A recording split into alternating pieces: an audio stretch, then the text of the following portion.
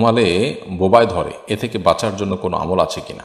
আমার স্বামী দীর্ঘ 7 বছর আমার কোনো খোঁজখবর নেয়নি। তাকে ডিভোর্সের কথা বললে সে বলে আমি বিয়ে করে ফেলেছি, তুমি বিয়ে করে ফেলো। এখন আমি ওকে ডিভোর্স ছাড়া বিয়ে বসতে পারবো? ইসলাম সিরাজগঞ্জ এআইডি থেকে আপনি লিখেছেন, অজু করে রাস্তায় বের হলে অনেক সময় বেগানা মেয়ে সামনে পড়লে ইচ্ছার বাইরে নজর পড়ে যায়, সেক্ষেত্রে অজু নষ্ট হবে কিনা।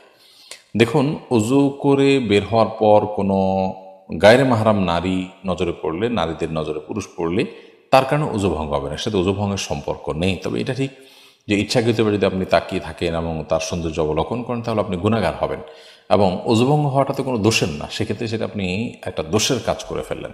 এই জন্য সে বিষয়ে আমাদের সাবধান থাকা উচিত। কোনো কারণে চোখ পড়ে গেছে ইচ্ছার বাইরে, তো এর কারণে গুনাহ হবে না ইনশাআল্লাহ, এবং অজুও ভাঙবে না। আপনি লিখেছেন, আমার স্বামী দীর্ঘ 7 বছর আমার কোনো খোঁজখবর নেয়নি। তাকে ডিভোর্সের কথা বললে সে বলে আমি বিয়ে করে ফেলেছি, তুমি বিয়ে করে ফেলো।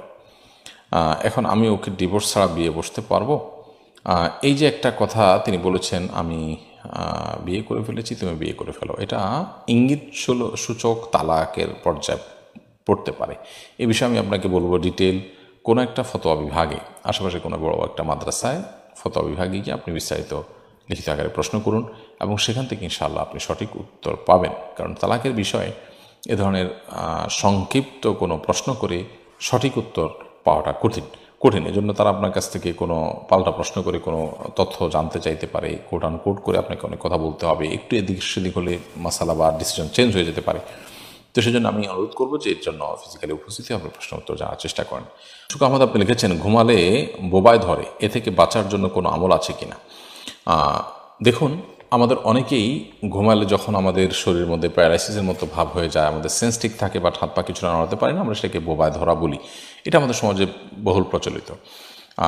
সাধারণত বোবায় ধরা বলতে আমরা মনে করি যে বোবা জিনে ধরছে, সেজন্য আমরা বোবার মতো হয়ে গেছি, কথা বলতে পারছি না, আওয়াজ নাই এবং নড়াচড়া নাই, অথবা আপনার জিনে ধরার ফলে আমরা বোবার মতো হয়ে গেছি, এটাকে আমরা বোবায় ধরা বলি।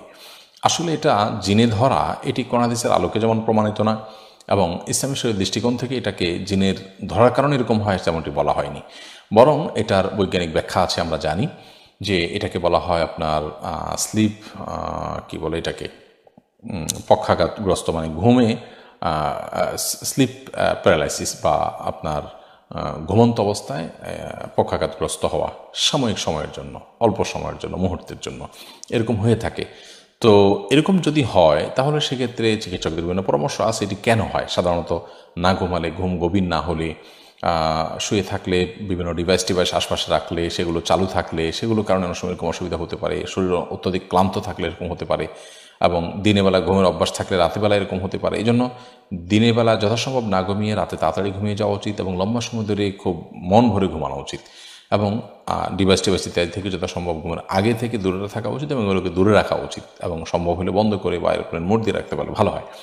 তো এগুলোর মাধ্যমে ইনশাআল্লাহ এখান থেকে রক্ষা পাওয়া যাবে। চিকিৎসকগণ এবং এ বিষয়ে বিশেষজ্ঞগণ নানা রকম পরামর্শ আমাদেরকে দিয়েছেন, বিধায় সেগুলো আমরা করব। এর বাইরে ওই মুহূর্তে আমি আল্লাহ তাআলা স্মরণ করে আল্লাহর কাছে পানা চাইতে পারি। এই পক্ষাঘাতটা স্থায়ী হয়ে গেলে আমার জন্য সেটা কত বড় বিপদের কারণ হবে, সন্দেহাতীতভাবে সেটি আমাদের টেনশনের কারণে একটি রিমান্ডার হিসাবে। এই জন্য আল্লাহ তাআলার কাছে আমরা ইস্তেগফার করবো, এবং ভীত সন্ত্রস্ত না হয়ে আল্লাহর কাছে আমরা সাহায্য প্রার্থনা করবো, এবং আমরা আশা করবো ইনশাআল্লাহ এটা ছেড়ে যাবে, আতঙ্কিত হব না। তো এই বিষয়ে তারা পরামর্শ দিয়ে থাকেন। এর বাইরে ইমানদার হিসাবে যেটা বললাম যে ওই মুহূর্তে আপনি সেন্স আছে, সেন্স কাজ করছে, তো আল্লাহ তাআলার কাছে আপনি মনে মনে দোয়া করতে থাকেন, মুখে আওয়াজ করতে না পারলে কোনো অসুবিধা নেই। এবং পক্ষাঘাতগ্রস্ত মানুষ, প্যারালাইসিস হওয়া মানুষগুলো কত কষ্ট করে, আমরা এই মুহূর্তের জন্য আমরা এতটা ভীত সন্ত্রস্ত হয়ে পড়ি, তাহলে তাদের জন্য সেটি কত কষ্টের কারণ হয় সেটি আমাদের বোঝা উচিত, উপলব্ধি করা উচিত, এবং আল্লাহর কাছে শুকর আদায় করা উচিত। আল্লাহ আমাদের সুস্থ রেখেছেন, ভালো রেখেছেন।